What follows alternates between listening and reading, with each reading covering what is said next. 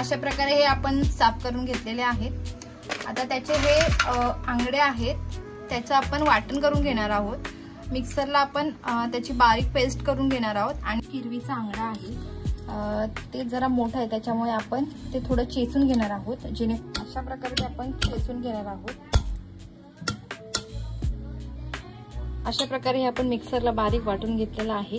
आता त्यामध्ये थोडं कोमट पाणी घालून आपण ते ज्यामधली जी कच आहे आंगड्यांची कच आहे ते आपण गाळून घेणार आहोत। आणि जे रस दिसतोय तो आपण आपल्या सांबारासाठी घेणार आहोत।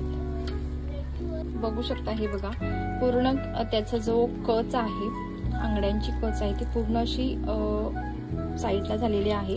आता आपण तो वरचं जे ग्रेव्ही आहे ते आपण अशा प्रकारे गाळून घेणार आहोत।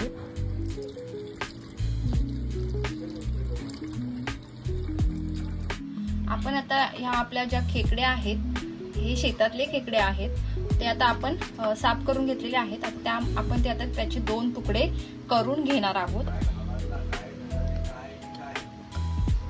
आता अशा प्रकारे आपण ते कट करून घेणार आहोत। हे खेकडे खूप कडक असतात त्याच्यामुळे थोडं जोर लावूनच आपल्याला ते कट करून घ्यायचे आहेत। अशा प्रकारे हे कट करून घ्यायचे। यामध्ये ही त्यांची खायची पिशवी असते ती सुद्धा आपण काढून घेणार आहोत। अशा प्रकारे आपण ही साफ करून घेतलेले आहेत। मस्त असे भरलेले खेकडे आहेत त्याचं आज आपण कालवण करणार आहोत। आपण पातेलं ठेवलेलं आहे त्यामध्ये मी तेल घालून घेते, लसूण घालून घेते। ठेचलेली लसूण आहे ती मी घालून घेतली फोडणीसाठी।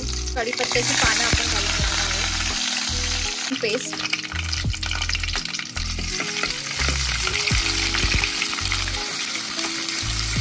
पण जे घरगुती बेसिक मसाले आहेत ते सुद्धा मी घालून घेते। तिखट तुम्ही तुमच्या आवडीनुसार घालू शकता। हा मालवणी मसाला आहे जो आम्ही घरी बनवला आहे तो आहे। तर मी हळद घालून घेते। तिखट तुम्ही तुमच्या आवडीनुसार ठेवू शकता कमी जास्त, पण ह्या सहसा जे खेकडे आहेत ते थोडे गोडील असतात त्यामुळे आपण जरा तिखट हे जास्त वाढवलं तर चालेल। छान असे मसाले भाजून घेण्यानंतर हे आपले खेकडे आहेत जे साफ केले आहेत ते मी त्यामध्ये भाजून घेणार आहे। ते मिक्स करणार आहोत। मसाले छान असे आपले लागलेले पाहिजे।